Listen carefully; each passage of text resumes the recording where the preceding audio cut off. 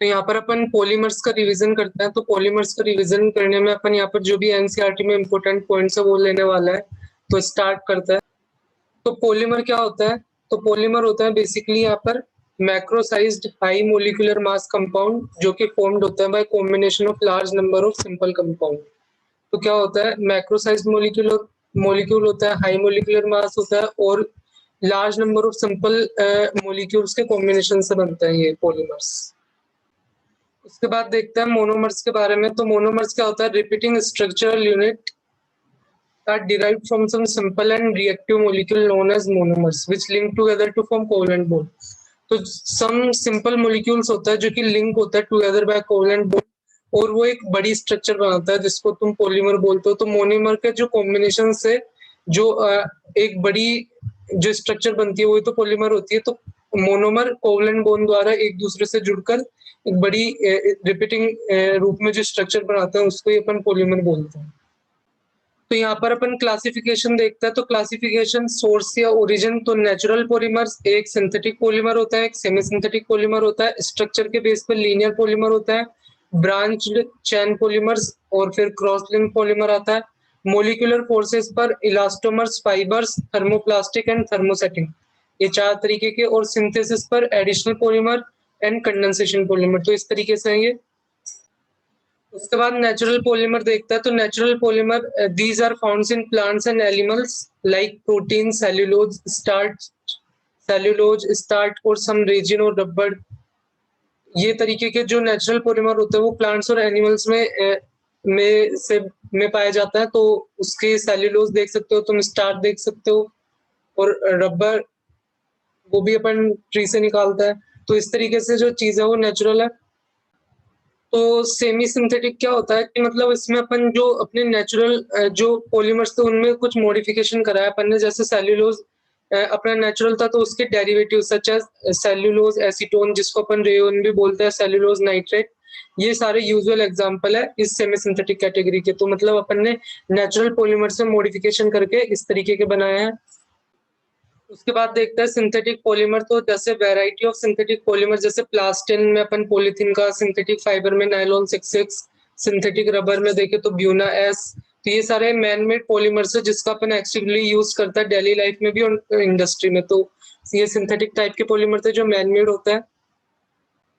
उसके बाद यहाँ पर अपन सिंथेसिस के बेस पर इसका क्लासिफिकेशन करता है। तो एक एडिशन पॉलीमर। तो in this type of polymerization, molecule of the same monomer or different monomers add together on a large scale to form polymer. तो यहाँ पर जैसे अपने ये है टेट्राफ्लोरोइथेन, इसके n नंबर ऑफ मोलिक्यूल्स यहाँ पर जैसे कैटलिस्ट और हाई प्रेशर के प्रेजेंस में ऐड होकर ये टेफ्लॉन यहाँ पे पॉलीमर बना दिया। तो इसका यूज कहाँ पर किया जाता है? It is used in making oil seals and gaskets and also used in non sticky surface coated utensils. तो इसमें यहाँ पर इसका यूज किया जाता है ऑयल सील्स में, गैस्केट्स में और मतलब जो नॉन स्टिकी सरफेस वाले जो बर्तन होते हैं ना उनको बनाने में भी इसका यूज किया जाता है। उसके बाद यहाँ पे पॉलीएक्रिलोनाइट्राइल। तो पॉलीएक्रिलोनाइट्राइल किससे बनता है? इससे, ये इसका मोनोमर हो गया जो कि क्या है? एक्रिलोनाइट्राइल है। एक्रिलोनाइट्राइल से पॉलीएक्रिलोनाइट्राइल बनता है। तो इस तरीके से वही पॉलीमराइजेशन यहाँ हुआ। यहाँ पर इसके एन मॉलिक्यूल्स मतलब यहाँ पे ऐड हुए एक दूसरे से और यहाँ पर पॉलीएक्रिलोनाइट्राइल बना दिया। और इसका यूज कहाँ पर किया जाता है? Use as a substitute for wool in making commercial fibres as orlon और एक्रिलेन। तो इस तरीके से। तो उसके बाद वल्कनाइजेशन ऑफ रबर देखता है। तो यहाँ पर इस प्रोसेस में क्या होता है? Heating a mixture of raw rubber and sulphur with an appropriate additive at a temperature range between this to this. और वल्कनाइजेशन से क्या होता है? सल्फर क्रॉसलिंक बनाता है at the reactive site of double bond जिससे रबर स्टिफन हो जाता है। तो यहाँ पर मतलब क्या होता है? अपने पास रबर है और अपन ने उसमें सल्फर को अपन को मिक्स करना है। तो इस टेम्परेचर के बीच में अप्रोप्रिएट एडिटिव के साथ उसको मतलब हीट करते हैं अपन।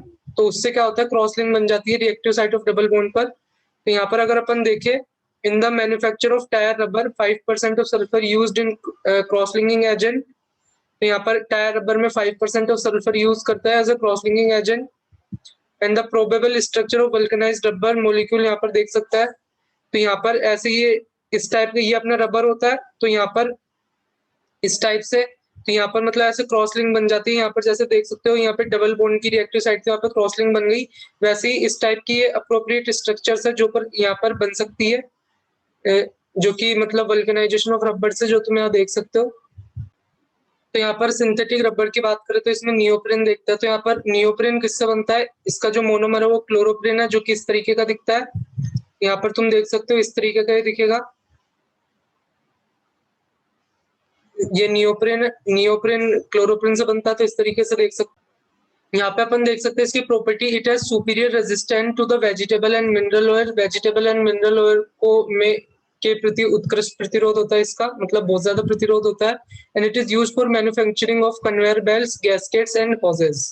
तो इस तरीके से इसका यूज देख सकते हैं यहाँ पर। तो यहाँ पर मैंने एडिटिव में ये भी बताया था कि डिफरेंट टाइप के मोनोमर्स हो सकते हैं। तो यहाँ पर ऐसे ब्यूना एन का एग्जांपल देखे, जो कि सिंथेटिक रबर है, तो वो किससे बनता है? 1,3-ब्यूटाडाइन, जो कि इस तरीके का स्ट्रक्चर है, एंड एक्रिलोनाइट्राइल। इन दोनों के कोपोलिमराइजेशन से यहाँ पर इस तरीके का बनता है। ये जो डबल बॉन्ड है यहाँ पर मतलब ये बीच में आ जाएगा यहाँ पर, और यहाँ से हट जाएगा तो ये बीच में आएगा, ये देख सकते हो तुम। और यहाँ पर ये जो डबल बॉन्ड है यहाँ पर ये हट जाएगा और ऐसे सिंगल बॉन्ड बन जाएंगे लास्ट में। तो इस तरीके से तुम यहाँ पे बना सकते हो।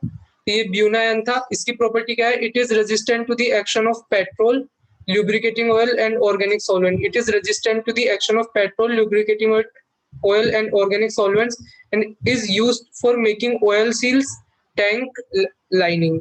और oil seals और tank lining में इसका यूज किया जाता है। तो एडिटिव वाले में फ्री रेडिकल मैकेनिज्म देखते हैं यहाँ पर। तो यहाँ पर जैसे बेंजोइल पेरोक्साइड है, तो पहले ये जो बॉन्ड है वो टूटेगा, यहाँ पर ये रेडिकल बनेगा, यहाँ पर रेडिकल यहाँ पे बना, उसके बाद यहाँ से CO2 बाहर निकलेगी और ये फिनाइल रेडिकल ये बन गया। अब ये फिनाइल रेडिकल यहाँ पर इसके साथ इंटरेक्ट करेगा और यहाँ पर भी फिर रेडिकल बनेगा। तो ये बॉन्ड ऐसे जाएगा, फिर ये रेडिकल और ये रेडिकल कनेक्ट होके यहाँ पर रेडिकल बच जाएगा। उसके बाद ये जो सीरीज है वो आगे चलेगी, फिर और CH2 के मोलिक्यूल ऐड होते जाएंगे, और लास्ट में चैन टर्मिनेशन में क्या होगा कि ये दो रेडिकल, दो डिफरेंट जो सीरीज है, ये श्रृंखला है, इसके दो डिफरेंट रेडिकल आपस में कनेक्ट हो जाएंगे और ऐसे पॉलीथीन बन जाएगा। तो इस तरीके से यहाँ पे देख सकते हैं कि कैसे बना। पहले वो रेडिकल बना, फिर वो सीरीज आगे बढ़ी, और फिर जो रेडिकल है आपस में कनेक्ट हो गए, और लास्ट में ये अपना पॉलीथीन बन गया यहाँ से। तो यहाँ पर अगर अपन कंडेंसेशन पॉलीमर्स के बारे में देखें तो क्या होता है? This type of polymerisation generally involves a repetitive condensation reaction between two bifunctional or trifunctional monometric unit. तो तुम्हारे पास एक बाईफंक्शनल या ट्राईफंक्शनल क्या होगा? मोनोमेरिक यूनिट्स होगी, तो उनमें जनरली कंडेंसेशन होगा, और कंडेंसेशन से तुम्हारे पास इस तरीके के जो पॉलीमर्स होंगे वो जनरेट होंगे। तो ये कंडेंसेशन क्या होता है? इस रिएक्शन में क्या हो सकता है? में result in the loss of some simple molecules like water, alcohol, hydrogen chloride, and lead to the formation of high molecular mass condensation polymer. तो small molecules, water, alcohol, hydrogen chloride, इस तरीके की चीजें यहाँ से निकल सकती है, और तुम्हारे पास हाई मोलिकुलर मास के कंडेंसेशन पॉलीमर इस रिएक्शन से फॉर्म हो सकता है। तो देखते हैं इसको आगे। तो जैसे यहाँ पर अपन टेरिलीन या डेक्रोन को देखें, तो ये एक पॉलीएस्टर है। तो ये किससे बना? इथाइलिन ग्लाइकोल, मतलब इस तरीके का फॉर्मूला, एंड टेरेप्थेलिक एसिड, जो कि यहाँ पर है बेंजीन 1,4 डाई कार्बोक्सिलिक एसिड, और यहाँ पर कंडेंसेशन रिएक्शन हुई। ये यहाँ पर H2O का मॉलिक्यूल बाहर निकलेगा। बाहर निकलने के बाद ऐसा यहाँ पे बनेगा, जिसको अपन टेरिलीन या डेक्रीन बोल रहे हैं।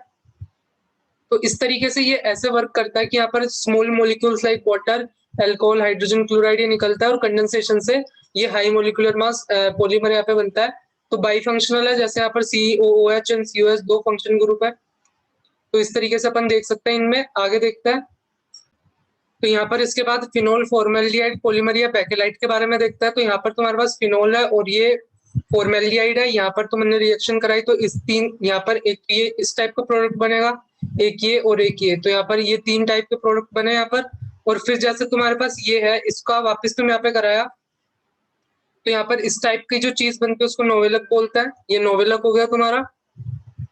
तो यहाँ पर शुरू में क्या हुआ? तुमने फिनोल लिया और फॉर्मेल्डिहाइड लिया, एसिडिक या बेसिक मीडियम में इसकी रिएक्शन कराई, तो ऑर्थो एंड पैरा प्रोडक्ट तुम्हारे पास बने।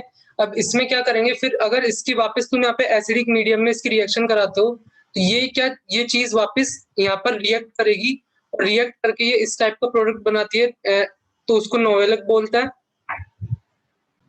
और फिर इसको फॉर्मेल्डिहाइड के साथ गर्म करता है। तो फॉर्मेल्डिहाइड के साथ गर्म करने पर ये दो नोवेलक की चैन है यहाँ पर, और बीच में CH2 से यहाँ पे अटैच हो गई। तो इस तरीके से ये चीजें यहाँ पर जो तुम देख सकते हो।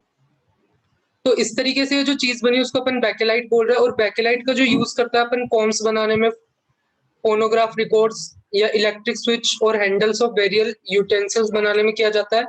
कॉम्स बनाने में और स्विचेस और हैंडल ऑफ वेरियस यूटेंसिल्स होते हैं उनको बनाने में इसका यूज किया जा सकता है। तो ये बेसिक चीज ध्यान रख सकते हो। तो बेसिकली इसमें जो मोनोमर्स है वो क्या है, अपने फॉर्मेल्डिहाइड और फिनोल है, फिर उससे नोवेलक बना और नोवेलक को एल्डिहाइड के साथ गर्म किया, तो लास्ट में ये अपना जो बैकेलाइट है उस टाइप का प्रोडक्ट बना। तो ये चीज है। उसके बाद मेलामाइन फॉर्मेल्डिहाइड पॉलीमर देखे तो इस चीज को मेलामाइन बोलता है। तो ये यहाँ पर तुम रिंग देख सकते हो, जिसमें जैसे ये ऐसी रिंग है जिसमें यहाँ पर नाइट्रोजन है, इस पोजीशन पर नाइट्रोजन है और इस पोजीशन पे नाइट्रोजन है, और यहाँ पर डबल बॉन्ड है, और फिर इस लिंक पे NH2 ग्रुप जुड़े हुए हैं, यहाँ पे देख सकते हैं। इस तरीके से मेलामाइन है, फॉर्मेल्डिहाइड है ये। इनसे जो पहले रेजिन इंटरमीडिएट बनता है, तो यहाँ पर पहले रेजिन इंटरमीडिएट बना वही कंडेंसेशन रिएक्शन से, और फिर यहाँ पर इसका पॉलीमराइजेशन हुआ, तो उससे मेलामाइन पॉलीमर बना, जो कि इस तरीके से, जो जिसकी स्ट्रक्चर तुम यहाँ पे देख सकते हो।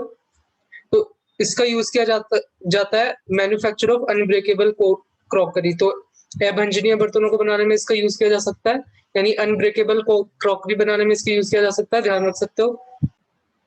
उसके बाद यहाँ पर नायलॉन 6,6 देखते हैं, तो ये किससे बनता है, ये हेक्सामिथाइलिन डाइअमीन है और ये अपना एडिपिक एसिड है। तो इन दोनों की जब कंडेंसेशन रिएक्शन होती है हाई प्रेशर और टेम्परेचर पे, तो उससे नायलॉन 6,6 बनता है। तो यहाँ पर तुम देख सकते हो कैसे बना। तो यहाँ पर ये अपना वही था वो पार्ट जो कि इस वाला पार्ट है, इसने यहाँ पर ये रिएक्शन होगी और वाटर का मॉलिक्यूल यहाँ से निकलेगा, यहाँ से ध्यान से देख सकते हो, और ऐसे ही यहाँ पर ये वाटर का मॉलिक्यूल निकला और ऐसे ये इस तरीके से यहाँ पे बन जाता है।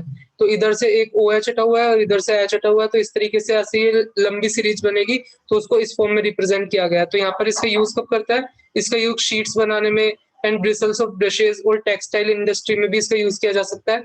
तो एक तो मेजर टेक्सटाइल इंडस्ट्री और शीट्स बनाने में, और ब्रश के शुक जो वो ब्रिसल्स होता है ना ब्रश के, उसको बनाने में भी इसका यूज किया जा सकता है। उसके बाद यहाँ पर नायलॉन 6 देखे तो नायलॉन 6 किसका है, कैप्रोलैक्टम का, जो वाटर के साथ कंडेंसेशन किया जाता है हाई टेम्परेचर पे, तो ये कैप्रोलैक्टम होता है। यहाँ पे इसके तुम स्ट्रक्चर देख सकते हो, और वाटर के साथ हाई टेम्परेचर पर इसका कंडेंसेशन बनता है। तो यहाँ पर ये नायलॉन 6 मिलता है। यहाँ पर अपन को इसके स्ट्रक्चर यहाँ पर देख सकते हो इस तरीके से, और इसका यूज किया जाता है मैन्युफैक्चर ऑफ टायर कोट्स, तो टायर की डोरियां बनाने में, एंड फैब्रिक्स जो कि क्लॉथ से रिलेटेड है, एंड ड्रॉप्स रस्सियों के निर्माण में। इस तरीके से इसका यूज किया जाता है tyre quotes, fabrics and drop के मैन्युफैक्चर में। और ये नायलॉन 6,6 कैप्रोलैक्टम और वाटर के कंडेंसेशन से हाई टेम्परेचर पे बनता है। इसके बाद बायोडिग्रेडेबल पॉलीमर्स कौन कौन से होता है वो देखता है। तो यहाँ पे poly beta hydroxy butyrate and co beta hydroxy valerate, ये इसकी शॉर्ट फॉर्म है PHBB, जो तुम ध्यान रख सकते हो। तो ये बायोडिग्रेडेबल है। तो ये किससे बनता है, 3 hydroxy butanoic acid, 3 hydroxy butanoic acid and 3 hydroxy pentanoic acid, इनका अपन ने कंडेंसेशन कराया। तो यहाँ से अपने पास poly beta hydroxy butyrate and co beta hydroxy valerate आएगा। तो ये देख सकते हो, और इसका यूज किया जा सकता है specific speciality in packaging and orthopaedic device, अस्थियों में प्रयुक्त युक्तियों में, ऑर्थोपेडिक डिवाइस में, and in control release of drugs में भी इसका यूज किया जा सकता है।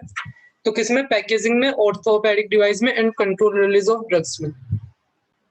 तो एक बार और किस किस चीज में, स्पेशलिटी पैकेजिंग में यानी विशिष्ट पैकेजिंग में, ऑर्थोपेडिक डिवाइसेस में, और एक अपना किया जाता है कंट्रोल रिलीज ऑफ ड्रग्स में। तो इसको ध्यान रखो आराम से। तो यहाँ पर नायलॉन 2 नायलॉन 6 देखते हैं, तो ये किससे बनता है, ग्लाइसिन, एंड यहाँ पर इसको बोलता है अमीनो कैप्रोइक एसिड। तो इसका क्या है, NH2 CH2 5 और यहाँ COOH। तो ये अमीनो कैप्रोइक एसिड है उसका फॉर्मूला, और ये इसका ये अपना ग्लाइसिन है। तो इससे बनता है, ये कोपोलिमर है इनका, और एक पोलियमाइड टाइप का है, और किसका है, बायोडिग्रेडेबल है ये। तो एक बायोडिग्रेडेबल है, और किस किस से बनता है, amino caproic acid and glycine से। तो यहाँ पर लास्टली कुछ कॉमर्शियली इंपॉर्टेंट पॉलीमर्स देख लेते हैं। तो सबसे पहले स्टार्ट करता है बैकेलाइट से। तो बैकेलाइट देखते हैं, तो बैकेलाइट का अपन ने पढ़ा था फिनोल एंड फॉर्मेल्डिहाइड से, और यूज किस में करता है, for making combs, electrical switches, handles of utensils and computer disk. तो इसमें अपन यूज करता है कॉम्स बनाने में, इलेक्ट्रिकल स्विचेस बनाने में, and handles of utensils and computer disk. और यहाँ पर ग्लिप्टल देख सकते हो, ग्लिप्टल किस किसका है, एक तो इथाइलिन ग्लाइकोल और एक थैलिक एसिड। तो ये इथाइलिन ग्लाइकोल वाला पार्ट है, और ये COOH से जो रिलेटेड है ये थैलिक एसिड वाला पार्ट है, तो उससे बनता है। और मैन्युफैक्चरिंग पेंट्स एंड लैकर्स, तो इसके मैन्युफैक्चर में ग्लिप्टिल का यूज किया जाता है। और यूरिया फॉर्मेल्डिहाइड रेजिन देखे तो यूरिया एंड फॉर्मेल्डिहाइड से, तो ये वाला पार्ट यूरिया और फॉर्मेल्डिहाइड इतना, तो उससे ये बनता है और इसका यूज किया जाता है for making unbreakable cups and laminated sheets, unbreakable cups and laminated sheet बनाने में। उसके बाद एक है पॉलीवाइनिल क्लोराइड पीवीसी जिसको बोलता है, और ये इसका जो अपना वो है दिस टाइप का, ये इसका मोनोमर हो गया। यहाँ पर अपन देख सकते हैं इसको, तो इस तरीके से ये चीज है। तो यहाँ पर ये CH1 ही आएगा, 2 नहीं आएगा, क्योंकि 4 बॉन्ड नहीं बना सकता, तो 2 इधर और एक इधर, तो मैक्सिमम 4 बॉन्ड है। तो इस तरीके से यहाँ पर इस तरीके की तुम यहाँ पर इसकी स्ट्रक्चर देख सकते हो पॉलीवाइनिल क्लोराइड की। तो इसका यूज कहाँ पर होता है? यूज होता है manufacture in raincoats, handbags and vinyl flooring and water pipes में। और यहाँ पे पॉलीस्टायरीन देखे तो ये स्टायरीन से बनता है, जो कि इस तरीके का है, यहाँ पर अपन देख सकते हैं। ये इसका मोनोमर हो गया, इसके मतलब इससे बनता है। और इसका यूज होता है एज इंसुलेटर, रैपिंग मटेरियल के रूप में, manufacture of toys, radio and television cabinet में। Wrapping material, manufacture and toys, radio and television cabinet, and as a insulator also. और उसके बाद लास्ट अपना पॉलीप्रोपिन, जो कि प्रोपीन से बनता है, जो कि तुम यहाँ पर देख ही सकते हो, manufacture in ropes, toys, pipes and fibres, तो इसमें इसका यूज होता है। तो ये सारे कुछ कॉमर्शियली इंपॉर्टेंट पॉलीमर्स थे जो तुम ध्यान रख सकते हो। तो इसी के साथ अपन ने इसका रिवीजन कंप्लीट कर लिया। तो वो वीडियो अच्छा लगा होगा, वीडियो अच्छा लगा हो तो लाइक करो, सब्सक्राइब करो, मोटिवेशन मिलता है और भी अच्छे वीडियो बनाने का। फिर मिलता है नेक्स्ट वीडियो में।